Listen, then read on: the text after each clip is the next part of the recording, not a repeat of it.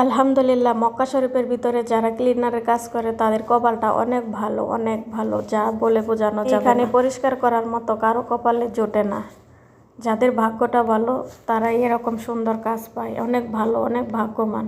দেখুন মক্কা শরীফের ভিতরে ভাইরা কত সুন্দর করে ক্লিন করছে, অনেক আনন্দ করছে সবাই মিলে। দেখে দৃশ্যগুলো আমার কাছে খুবই ভালো লাগছে, তো সেই কারণে আমি ভিডিওটি করেছি।